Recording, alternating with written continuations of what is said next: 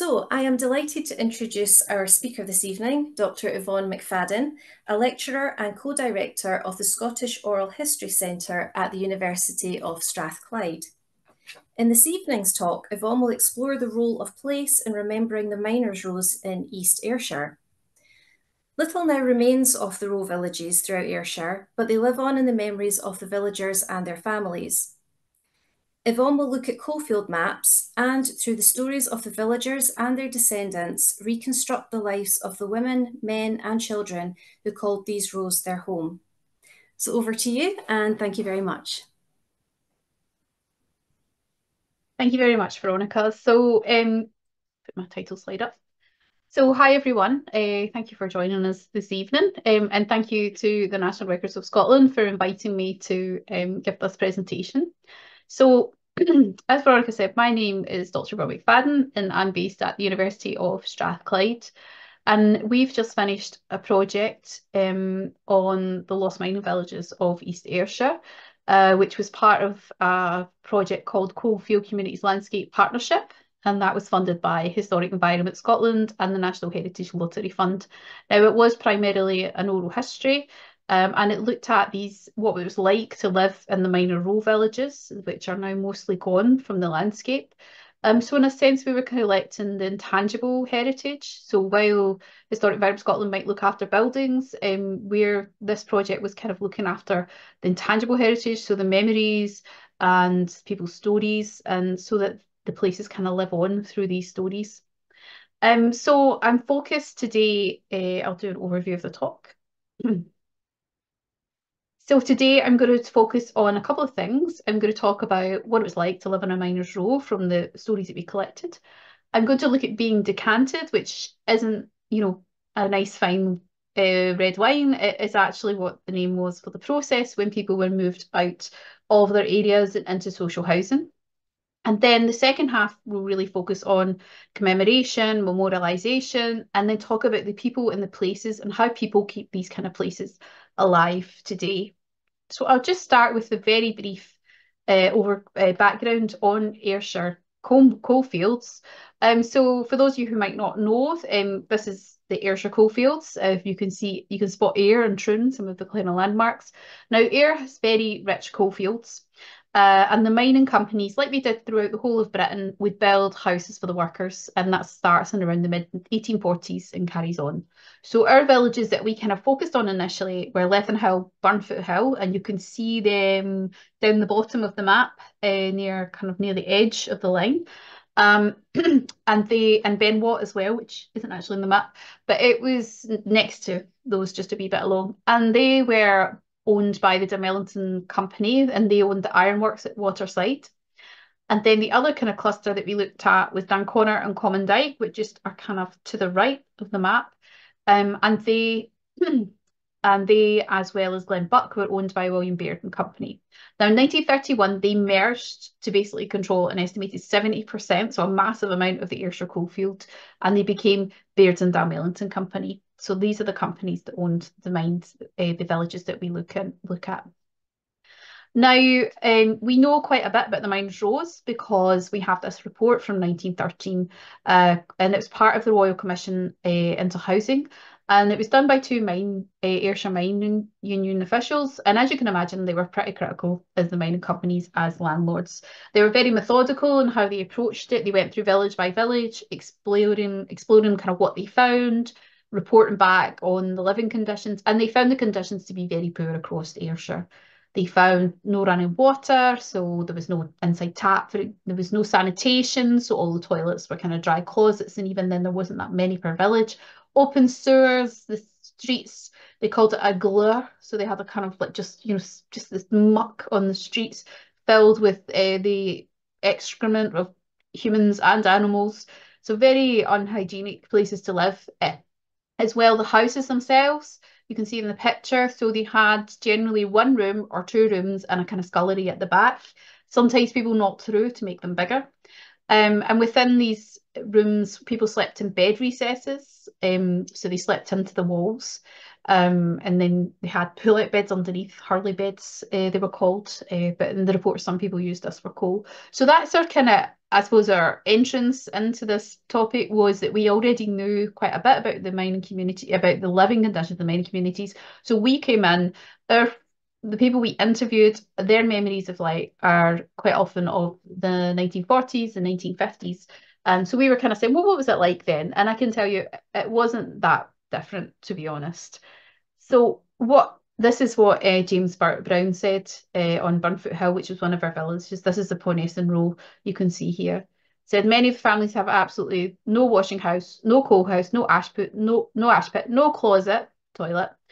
What do the people do? That is a question one should not be asked too loudly. From time to time, one hears rumours that fever is rife here. We only have these rumours to go on, but there is certainly plenty of fever breeding ground. And that emphasis is original. So you can see throughout the report, a kind of passion comes through, and kind of, I suppose, outrage at what they're finding as they work through these villages. So in the interwar period, the villages are in decline. There are some improvements. For example, electricity arrives in some of the villages, but it's just enough to power a light socket. So try as they might, and some people did, if you couldn't plug the modern appliances in, you couldn't plug an electric cooker, or you couldn't plug, some people did try to plug a vacuum in with varying results, but you could plug an iron in. So it was just a kind of light bulb in each room. That was the electricity supply. And the other issue was access. So with these being company villages, the roads were owned by the company. So that meant that they controlled access. So they controlled who went up and down to the village. And that meant you were kind of limited. It's not like the co-op van could come up at that point, or it was whoever they wanted to come up with the person who came up. So, for example, in the Hill, which is how Lethen Hill and Burnfoot Hill are collectively referred to, they built a public road in the 1920s, and that meant buses could get there, the co-op van could get up, because basically it was their road. So around the area, pits do start to close in the 1920s and 1930s, and because of that, the villages they're not at their peak of population, they're going into decline anyway. So the living conditions make them a target for central government housing policy in the interwar period, and therefore they are going to be rehoused. These mining villages are going to be kind of tore down. They're going to be condemned. So the villagers are decanted, and that happens mostly in the 1930s, and then the war interrupts the process, but is completed by the mid-1950s. And so that's what the project did. We looked at this experience, this loss of industry, the disc location as well. So I would tell you what it was like to live in a miner's row, but instead I'm going to let one of our interviewees do it. So this is Alice Wallace, and this is her telling us about the miner's row that she lived in. It was one room and a kitchen. And that room was the living room, the bedroom, the dining room, everything. So you had your three-piece suite set around the fire, and there was a table and chairs.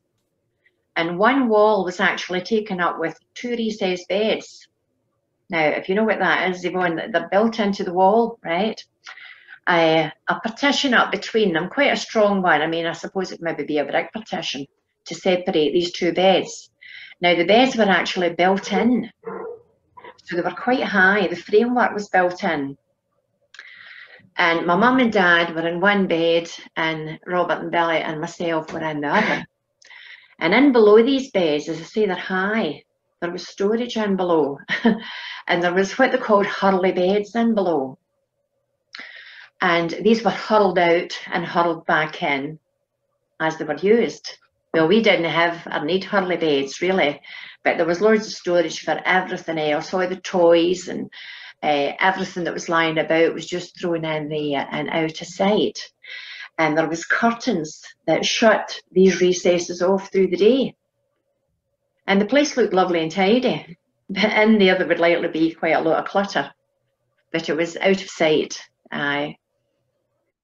So this is Alice Wallace telling us about the living in the miner's row. So this is how they organised the space and worked with the space. And there is, we were talking about the hill earlier. This is a map that is in the NRS collection. And this you can see Lethen Hill down the bottom corner. And see this long line of houses that just kind of go up to the back? That's Burnfoot Hill. And these two are referred collectively to the Hill, and they kind of shared facilities. And Burnfoot Hill is the place that James Brown was talking about in his discussion. So the people we interviewed, a lot of them were children when they lived in the Rose. So we are getting a lot of childhood memories, and we're also getting, I suppose, secondhand memories of their mums and their dads. But being children, a lot of people are remembering their mothers.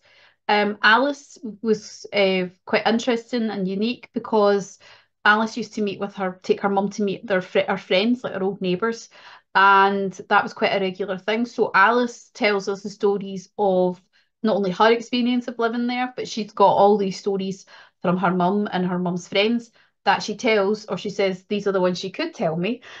So these are the ones that we have. And so a theme that comes out in the interviews when it comes to the women is how they supported each other and helped each other out. So this is just Alice again, a short one, talking about this. And they always helped one another out. I mean, they'd say, Mrs. So-and-so up there, Kenny's no it's work yet, no, it's a shame, Ken. And they were all making pancakes and stuff and handing them in.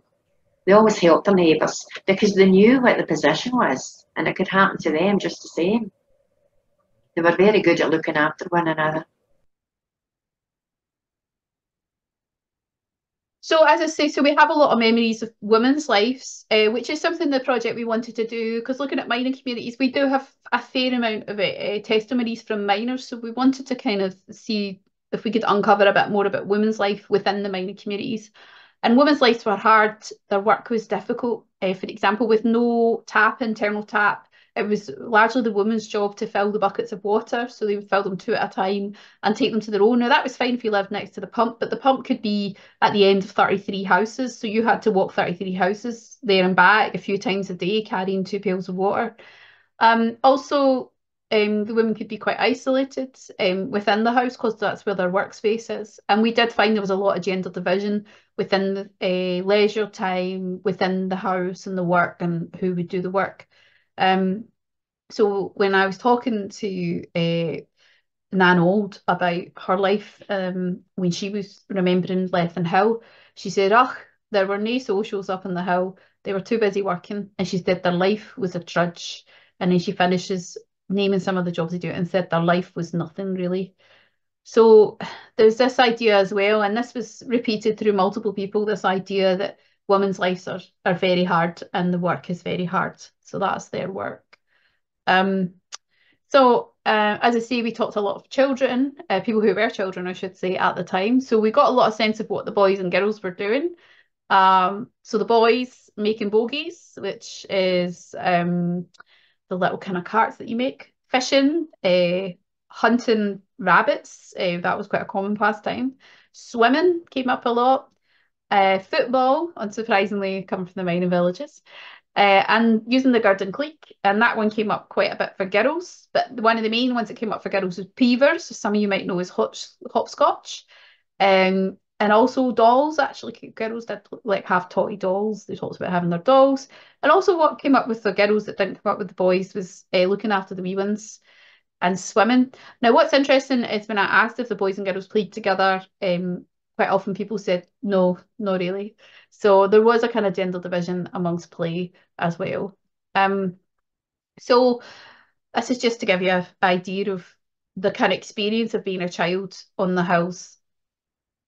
I never off the hills, and as I said to you, we're up there's about 4 different glens up there, and we went up the glens, and we used to go with girls and away up the hills. You know what I'm talking about, the girls. Yeah. And played a lot of football in the fields out there. What we call the back field, that was behind the houses, like. And every night you'd about 15 aside. And I'm talking about school boys up to about near about 40 and 50. It was just a big happy family. So, I mean, you knew there were, I think it was 90 houses. And I could almost tell you everybody that stayed in it, like you knew everybody. Used to get next door to Mrs. Spool. you got a pancake, and then Mrs. Murphy got a scone. They just treat it like just like their own sons. Like it was all. As I say, it was like a big happy family. So that was Harry Kennedy, and he was a miner, and he's talking about Burnton, where he grew up. And this comes through this idea of community. And sorry, 2 seconds, moving on.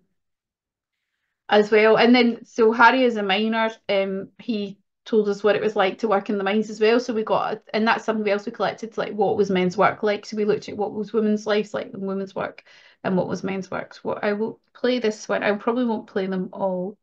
Hold on, this one works. Vinny,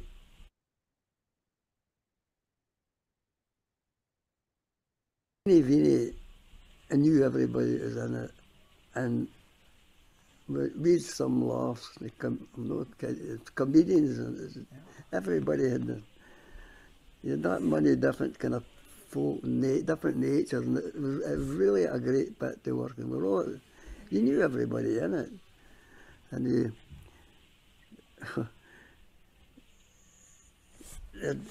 you maybe when you come up with it, as I say, you just put a towel round about you and into your shower. And somebody would say to you, Harry, will you wash my back? Well, as I say, the fellas that worked in Cold Face, they were like black lead. So they'd always to get somebody to wash their back. But you'd step out and somebody would have a hose and that. But no, they were a great bunch of me. I get emotional when I'm talking about some of the great boys. But that's great. Vinny, I knew everybody was in it. And sorry about that. So from Harry, this is a theme that came up in the mines, that idea of camaraderie and friendship. In a sense, when the mines shut, that's kind of like what is lost as well, like this kind of loss of friendship and seeing the same people every day. And as you can see at the end, when Harry says he gets emotional remembering, that was a very emotional interview with him. So this is the Grasshill Colliery. So this is in Glenbuck. You can see Glenbuck. I don't know if you can see that on my pointer, but there's Glenbuck there. So you can see the extensive mine workings around Glenbuck, which is one of our areas that we were looking at. So moving on to social life. So people talked about the social life. So there was kind of events that everybody went to, and these were often held in the hall or the school, such as the Katanas. So that was like concerts they would put on, shows, amateur dramatics, Burn supper clubs, those kind of things. Some villages had like a sports day for children. And the thing a lot of people talked about was what happened at New Year. That seemed to be the big kind of party time. And also Halloween came up quite a bit as well. Now, for social life, there was things that I suppose were more the things that men did. So, for example, keeping pigeons or the doos, pitch and toss, which is throwing a coin up in the air and taking kind of how it's going to land. And also like betting in Lethenhill, they had a phone box and they would phone down, they would kind of run bets and they would phone down to the bookies in Wattleside, and that's how they kind of organised, and that was a kind of pastime. Also, women talked more about going to the cinema and children, so they talked about going to the cinema. Day trips to Ayr seemed quite common, and obviously kites. And for men, there was also the Miners' Institute, which was a male space that was in the mines. So there was a lot of talk about the social life, and seemed quite a busy social life and ways in which the community all came together throughout. Here's someone telling with her dad. This is John New, and his family came from Common Dyke, which was a village that really kind of was quite empty by the end of the 1930s. So here tells us about the Locans, the Hoolies, as he called it. So he talks about how after it was finished, they would kind of just make an announcement, and all who wanted to stay, they stay, and they just locked the door, and everyone kept merrymaking, and then he laughed, saying probably go on the shift. He said they were great wee hoolies. But he also talked about how there wasn't as much alcohol as you would expect, and a lot of the drinking was done outside, which was quite interesting, I think, as well. But So the kind of recurring theme, I suppose, of the mining villages that struck us was this idea of safe communities, this idea that it was open door, as we saw from Harry's story, that people could just open, like everyone was neighbourly. So if there was a crisis, people would look after you. Families also tended to be near each other, so your aunties and things could be all in the same village. So there was kind of family in the village. People said there was no theft. Obviously, there's a joke to be made about that. People used to say, well, there was nothing to steal. And also looking after all the children, like Harry said, that came up multiple times. That idea of, yeah, you're free roaming, but your mum, if your mum didn't know who you were, where you were, the neighbour knew who you were. Everybody knew where you were and who you were at the time. And also key moments that came out was when there's redundancy or illness. Bereavement as well, funerals, chipping in, like if people didn't have clothes, maybe they would borrow clothes for the funeral. And childbirth seems to be another key moment in which the communities kind of came together to support each other. So I suppose, why is this? This idea of poverty as a great equaliser came up. You know, no one had anything worth stealing, but also I suppose a shared experience, a shared hardship. I would also argue it's the isolation of the communities we looked at. So these communities were quite rural. You could see from some of the maps, you know, there's nothing around them apart from coalfields. So they're a bit more dependent on the neighbours. And it's also before the welfare state, which is another reason why you would be a bit more dependent on the community, I think, rather than because the state isn't there to kind of fill that gap. And also the living conditions, they were quite hard, but there was a sense that everyone was kind of in it together. What happens behind closed doors, as much as we get these ideas of a safe community, people didn't talk about that. So it doesn't mean that nothing happened behind closed doors. It just means that people don't want to talk to us about that or portray that kind of sense of the mining communities. So, and here, just to finish on this kind of idea of community, this is Nan Old growing up in Lethen Hill. Well, it was happy. It was healthy. A bit chaos at times, but it was a good life. I mean, everybody knew everybody, and everybody helped everybody. If one was in bother or some troubles or other, the rest would go to help. A very close community. And this was a theme that came up, the kindness of people, the kind of neighbourliness, close community. Just these are all themes that came up throughout, and the way people chose to remember and narrate their stories about the mining villages. So moving on, we're moving on, and this is moving on as well. So when time came for people to move out, there was resistance, and we'll look at Glenbuck. So the Glenbuck villagers, the village itself was condemned in 1937. Only 42 out of 108, so less than half the village was actually deemed habitable. So in 1937, they send a deputation to the council, and the council do respond. They send a resident survey out. They go out and speak to the people, and 62 out of the 69 who lived there wanted to stay in the village. And this went on for a while, people kind of not wanting to move. And in 1947, it was even raised in the House of Lords by the Earl of Glasgow about this issue. And he said there was a great community spirit in Glenbuck. So people were happy where they were. They were happy to commute to work. But there was issues. There was no electricity. It was hard. They didn't have they were kind of trying to regulate the water supplies. That was hard to do as well. So there was all sorts of issues the council kept throwing up with why they couldn't do it. And they wanted to move the people to Muirkirk. And this is Margaret Hind of her mother-in-law, who was one of the Shankly family, who some of you may know. Bill Shankly was some sort of, I don't know, famous manager of Liverpool, so I hear. And she said, oh, they didn't like it, or they didn't want to come here to Muirkirk where we were doing the interview. Oh, my mother-in-law, she just didn't like Muirkirk folk. They just didn't click.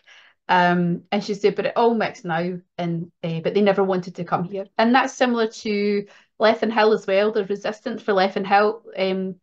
One woman told us that her aunt and her gran felt that moving to Lethen Hill was moving to Patna, from Lethen Hill was going to be coming down in the world. So there was resistance. People didn't want to move.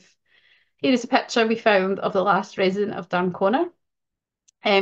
We did speak to someone whose uncle was the last resident of Lethen Hill, and his name was Stevenson, and she remembers going to visit him when he was last man there. He was alone on the hill for 3 months after the last family left, she said, and she would go up and visit him, and really the only neighbours he had were the sheep. She said sheep would be coming in and out his house, but he said he didn't mind because that was his neighbours, really. So, and there was something about this in the housing minutes where they said, it's, you know, we can't have this. We can't have all older, elderly people living alone on the hill. So one thing that happened was, though, so when they moved people, so they moved the Glenbuck people into Muirkirk, then they all did move to one street. And that was quite common. So we found that in other areas, when the people of Glenwalk were moved to Bell's Bank, quite often their neighbours were all in similar streets. One man we spoke to, when he was moved, the next door neighbour moved across the back from him. So he was saying the man was in his 70s, and he was saying that I've still got the same neighbour I've had since I lived in the village. So there's that kind of continuity. Although people were dispersed, they weren't dispersed all over the place. They were dispersed together in groups. And this is Muirkirk. Now you can see the level of mine workings going on. So this came up in the council minutes. There was a lot of concern because it took a long time. Another reason it took so long to rehouse the Glenbuck people was it was actually quite hard to find land. There was, so in the council minutes, just constantly suggesting land to buy. The land is unstable, too much mine workings underneath. And this goes on in the council minutes. So this was another reason why it took a wee bit longer for the people of Glenbuck to be rehoused. And they were rehoused in houses like this. This is in Cronbury. This is the new housing in Cronbury that was built. And this is a woman, she moved from Treboch to Drongen. I hope I'm saying that right. And she talks about, she was sad but excited to go because she had a toilet, a light switch, and she talks a lot about the light. And she tells us that it was paraffin, and she was talking about this idea of a different world. She was saying it was funny because we didn't have that, because the only light came from the windows, and then to come from a place there were lights to take you about, that was funny. And she kept talking about the idea of a different world. So you can see this experience of moving was exciting for people to get toilets, get hot water, cookers, all this kind of stuff, but at the same time a totally different world for people to move to. Okay, so I'm going to move on now and talk about remembering the past and place. So this is a picture of Lethen Hill, which is actually it's a tree plantation, a forestry plantation. It's a very eerie place to go visit, but it's pretty cool. I would recommend it. And here we have the barony A-frame, which is kept as a kind of memorial to the barony, and also has a kind of wee heritage section underneath with some of the stories as well. So where did the villages go, I suppose? I mean, the villages were demolished, but also from we see from the maps, there was quite a lot of coal still about the area. And so people talk about it being blasted away through Opencast. And this is Chalmerston, which was just kind of past Lethen Hill. And this is kind of, I suppose, what happened to the landscape. Now, I must say that a lot of this has now been restored. I think Chalmerston is actually, I was talking to someone the other day who said that they're in the process of still restoring that one, but a lot of it has been restored. But for people, obviously there was the experience and the emotional experience of basically having your village blasted away. And here is an example of Glenbuck again. So this was Stuart Burns, born in 1942, and he lived in Glenbuck for quite a bit of his boyhood. And he went up to see it, and he says it was terrible. Talks about the big muck hole and the swamp, and I blame them, and he means the Opencast companies, that's what they mean. And this is a kind of source of animosity between the locals and the Opencast works. So this is Sam Purdy. He was born in 1932. He lived in Glenbuck until he was a young man. And he talks about going back to see it after he'd been abroad for a while. And he said, he thought, I'll take a wee sentimental trip up to the village. And he said, no village, not a stone, not a vestige. That was 2002. And here were all these huge machines, but fortunately the footprint was preserved. And when Arthur asked him, you know, was there anything there? And he said, no, everything was demolished, for some reason, destroyed, flattened, gone, eradicated from the face of the earth. And this was repeated. Other people kind of had this kind of sentiment as well. And other people had this sentiment of going walks around these kind of places and just feeling they were kind of dangerous and, I suppose, scary. So Glenbuck's story didn't stop there though. So now in Glenbuck, we have the Glenbuck Heritage Centre, and this is through a lot of the efforts of Sam Purdy and Barbara Alexander. So and also with the support of East Ayrshire Council and also Spirit of Shankly, so that's the Liverpool Supporters Association as well. And Glenbuck now, you can go visit it. It's a nice place. It's there's not much left of the roads. You can't really make out the village, but they've got some kind of bits left. And you can see these red boards. That's the kind of heritage boards with some of the interpretation. And you can see this is Barbara with my colleague Arthur, looking at the in memory of the Glenbuck Miners tribute. And this is to the Glenbuck Cherry Pickers, who were a kind of famous football team back in their day. So this took a long time to happen, you can see from the figures. I mean, this is from 1997 until 2019.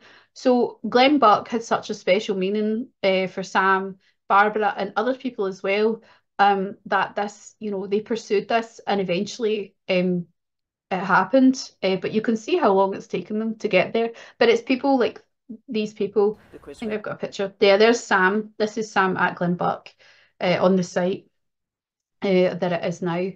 But it's people like this who are leading a lot of this kind of grassroots, I suppose, activism to keep the memory of these places alive for future generations. And when we went, the day we went, it was quite busy. There was a lot of people stopping off to come and see it. And it's that kind of local community led that we found quite a lot that's maybe not recorded, I suppose, and something that came out through the oral history is the ways in which people officially, like this kind of, but also unofficially, commemorate life in the mining villages. So reunions, so the Hill and Ben Watt, we found reunions. Reunions started in 1965, although I did find an account where they were saying that 1 year after the village was decanted, there was a reunion in the school in 1955.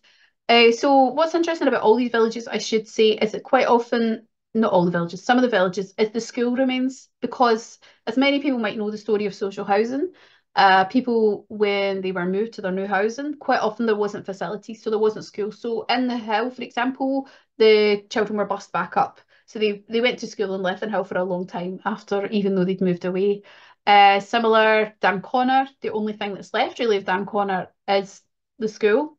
And also the Burney as well. They were back, people were bussed back to the Burney for a while as well, which is near Common Dyke. So the schools were always still there. And the reunion continued for many years. For example, here's some memorabilia from the 1971 reunion. And the reunions were quite often a service, and quite often there would be a speech by someone who lived in the village. 1 year, Sheila Crosswaite told us that her uncle gave the speech. And quite often they would kind of have a prize. This is Janice Chambers. So her mum and gran came from the Hill, and their second name was McBride. And I asked her what it was like. Do you remember what it was like? And she said, well, there was a service, and they would sometimes have a prize, but they would say who the oldest person had been. And they went up every year until it stopped. And our gran always liked to go, and our mum always used to take her up. So these services are quite an important part of how people remembered the Hill. Apparently in the 1980s, they were still going, and Patna Hall was apparently to capacity that year, with people coming along to hear about the Hill. So you can see this memory of the Hill and the community is still alive. And similarly with Ben Watt as well. We spoke to Father Eddie McGee, and he was the parish priest at Ben Watt, and Waterside, and he with the minister from the Kirk, they went up to Ben Watt in the 1980s and did a service up in Ben Watt as well. So here we are, we have some pictures. This is the 1978 Lethen Hill Reunion Committee. This is one of the church services. This is the 1965 church service at Lethen Hill as well. And this is very recent. So this is Councillor Drew Filson. His family came from Ben Watt, and he organised this 2011 Ben Watt reunion. So what he organised was he managed to get the open cast company, actually a man that we interviewed, Robert Walker, he cleared a path and created a road. So they bussed the elderly people up so they could get up the hill, because Ben Watt is about, I think it's 2 miles up from Dalmellington, so it's quite a distance to go. And they bussed them up, and they had a kind of marquee, and they had music from the Dalmellington Band. They had a service from the minister, and some of them who felt up to it, they walked up to the War Memorial, which is still there. So that's another thing that still exists in these villages. Lethenhill and Ben Watt still have a War Memorial as well, which is kind of up. So there's these reunions that are going on. So this is Lugar. This is the Lugar Mines. This is the map from the NRS collection. And this is the village of Lugar. You can see what's left by the time it shuts.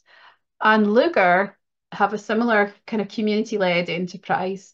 So this, the water you can see there was one of the old pumps, and people could still drink out it. And this was actually a picnic spot. So people said they used to go to the Spoot. So this is a Spoot, and they would have picnics at this spot. So what happened is 3 local people decided to turn it into a kind of community garden, Lugar Water Community Garden.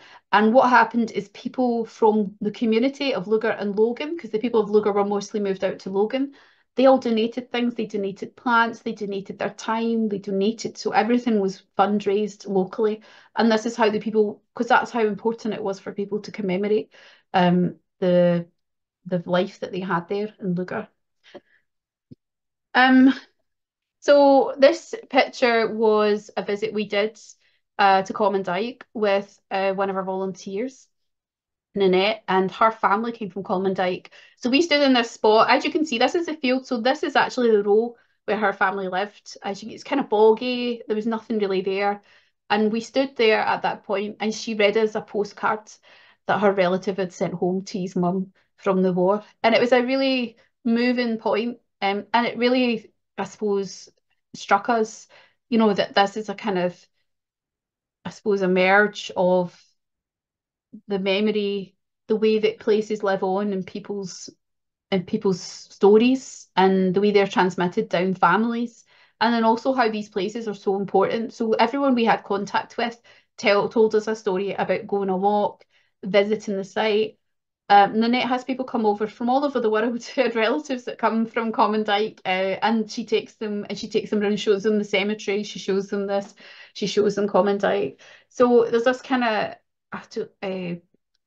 of community that's really about remembering and commemorating this kind of history. So this is Ian Hutchinson, who I think is actually here tonight. And so I talked to him. So his granda basically came from Glenbuck, and he talked about he used to cycle up there himself. He talked about his dad taking him up, and talked about this imprint that had been passed on to him, and it was passed on to his family. And he talks about how this is similar to other mining communities, which I think is very true. And this idea that they're wiped off the face of the earth. And I think this is a common thing that's come out through all the interviews, this idea that this place no longer exists. But for us, through these stories, through people's memories, through that transmission of the memories as well, and the transmission to families, that this is still continued, although he reflects that he doesn't think it will pass it on to his kids. But that idea, I suppose, of how many generations can we keep it alive for? Obviously, we like to hope that this archive that we've created will help with that in some way. So, heritage remains. This is a brick we found in Darnconnor, and it was one of the only bricks that it's only one of the only things we found apart from the school. And this is the thing. So, as Ian's father had done, the visits to the site, so people would visit the sites. People remembered going up to the sites as young children as well. Their parents taking them up. And people, local walking groups, local community groups, all go and visit all these different sites. Bricks seem to be quite a common theme. John Neal, his mother, Margaret McBride, she took a brick from one of the wash houses when she went up to Lethenhill. Barbara Alexander has bricks from Glenbuck House as a water feature in her garden. And this idea of returning to the place is very important to people. This idea of place and memory and feeling a connection to that heritage. In Ben Watt, for example, now there is a memorial book, there are memorial benches, and another thing that we found a lot is people want their ashes scattered there. So that happens in Ben Watt. It happened in Glenbuck. We have a story of even when it was the open cast, somebody's basically mother-in-law wanted their ashes scattered in Glenbuck, so they took them up and they scattered them when it wasn't the kind of green, serene place that it was in the pictures that we saw earlier. It was still an active open cast mine. And some people we spoke to said that they wanted their ashes scattered there as well. So you can see the emotional tie that people have to this place. And I suppose in the sense of people keep these things alive. So this is Sean Gray. He's an Ayrshire-born songwriter and performer. And he works with Rab Wilson, who's a Scots poet who recently won a Saltire, and a performer. And they keep, and through their art and through their music and poetry, they are keeping the memories and the heritage alive and as well. So it's very important, I think, that we have people. We also have artists such as Nicky Bird as well, photographers, who are working on this history and keeping this history alive and commemorating it and keeping it kind of, I suppose, relevant or new for people today. So it's very important that people are doing these kind of activities. Just wanted to highlight that. So I'm nearly done. I think I am done. So I've just got this one last quote that I want you to listen to. And this is Eddie McGee. So he was from a family of miners, and he was a parish priest at Waterside. So he knew a lot of the Lethen Hill folk, because they were his parishioners. So I personally I've got great memories, even though they're 70 odd years ago. There's something kind of life-giving almost about those kind of memories. And I think that's true of the people who lived in the mining villages and who still have that degree of fondness. I mean, some of it will be kind of nostalgia because the conditions were harsh. I mean, I don't think you can make any bones about it, but people rose above the actual physical conditions. And I think there was a kind of spirituality, if I can use that word in a secular context, there was a kind of spirituality about being a member of this community that could rise above the harshness and not only survive, but flourish. So this, I suppose, brings me to the end of my talk. So I hope you've enjoyed hearing some of the stories that we've collected and some of the themes that we've picked out as we've worked through the book. I think for me, when meeting the community who were really positive and really embraced the project, and the project couldn't have been done without them, what really struck me was this connection to place and how important the sense of place was. But also what really was important, I think, was the way in which this that people are transmitting this memory and keeping this memory alive. And I think it's so important that we continue to still tell these stories and make sure they don't kind of go into obscurity. So this is just our outputs from the project very briefly. So we have a book that's called Mining, Memory and Heritage, and that's a lot of oral history quotes. We have created an archive, which will take a while to get sorted, but we are going to be archiving and making available some of all of the transcripts in line with people's wishes. And we also have a website, which I'm currently updating. So they'll have a lot of oral history. By summer, I'm hoping it'll have a lot of the oral history on the website as well. So we also have an exhibition for anyone who's local. We're in Cumnock until the 4th of May. And you can go along and see that. It looks cracking, and that's been done with East Ayrshire Leisure. And thank you very much to them for working with us on that. And that is me. So these are some of our contact details, and I hope you've enjoyed the talk.